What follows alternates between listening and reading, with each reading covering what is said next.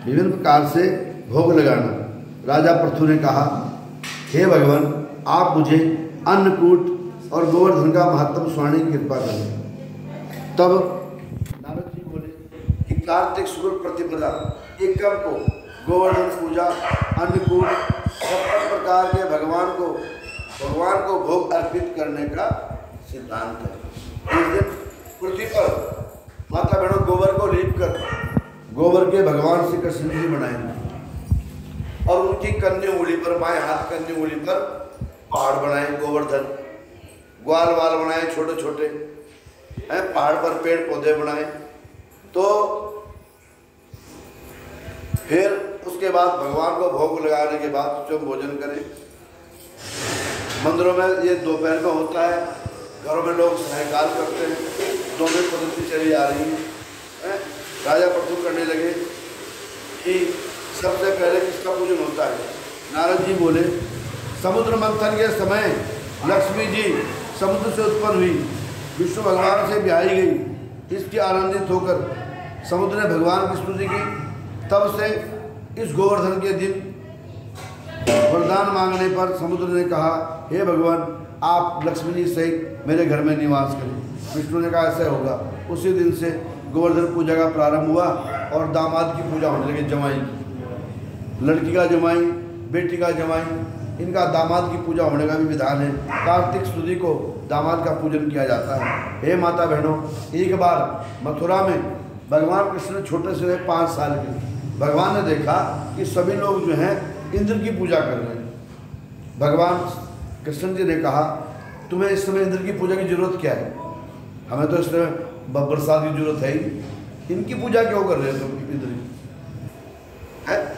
अगर पूजा करनी है तो गोवर्धन पर्वत की पूजा करो।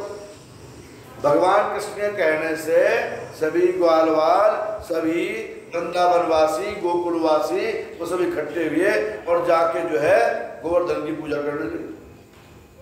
अब माता बहनों, उधर नारद जी ने इंद्र को बताया कि देखो, जो भगवान कृष्ण धरती पर उत्पन्न हुए हैं एक वाले, वो तेरी पूजा को रोक दी है और वो जो है तो गोवर्धन की पूजा करा रहे तेरी जगह। इंद्र को बड़ा क्रोध आया। इंद्र ने जो है वर्षा शुरू कर दी। 7 दिन की मूसलाधार वर्षा उत्पन्न कर दी माता बहनों। भगवान कृष्ण ने कहा, ठीक है इंद्र, मैं मनुष्य रूप में हूँ, परंतु घमंड तब भी तोड़ूंगा। भगवान ने क्या करा माता बहनों, सभी ग्वाल वाले इकट्ठे किए, बोले अपने डंगर ढोर, अपना जरूरी सामान लेकर आप चलो। कहाँ चलो? गोवर्धन की तलहटी पर पहुँचो। और गोवर्धन पर्वत को उठाया और अपनी कन्या उंगली पर धारण कर लिया माता। जो भगवान को इंसान कहते हैं भगवान, भगवान नहीं तो और क्या थे? इतना बड़ा पर्वत भगवान ने तो पूरे हाथ में उठाया था, महावीर हनुमान जी ने। और भगवान कृष्ण जी ने 5 साल की उम्र में उस पर्वत को इस उंगली में धारण किया, उल्टे हाथ की कन्या उंगली में, है ना। और माता बहनों, बहुत से लोग कहने लगे वहाँ गोकुलवासी, जिनमें मैं थी, अहम था, अरे अरे अरे बच्चा है, बच्चा कहीं गिरा ना दे, इसमें अपनी गोद में लगा दो साथ में। तो बहुत से लोग ऐसे लाठी लगा दी, कहीं जाकर से गिरना पड़े। भगवान जी ने जैसे अपनी उंगली हटाई, गोवर्धन नीचे आना शुरू हो गया। तब पता चला कि हमारी क्या औकात, हम क्या कर सकते हैं। साव से सब होता है, अरे बंदे तेगे सुनाई, राई ते पर्वत करे तो पर्वत राई माई।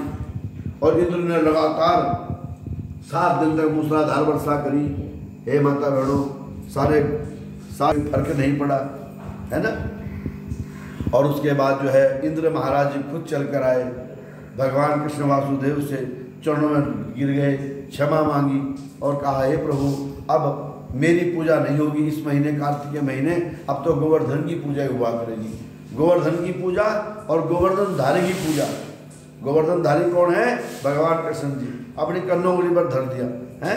तब भगवान जी ने गोवर्धन को नीचे उतारा, उसको उसके यथास्थान पर रखा। तब से भगवान कृष्ण के बराबर ही लोग जो है भगवान गोवर्धन को भी मानने लगे।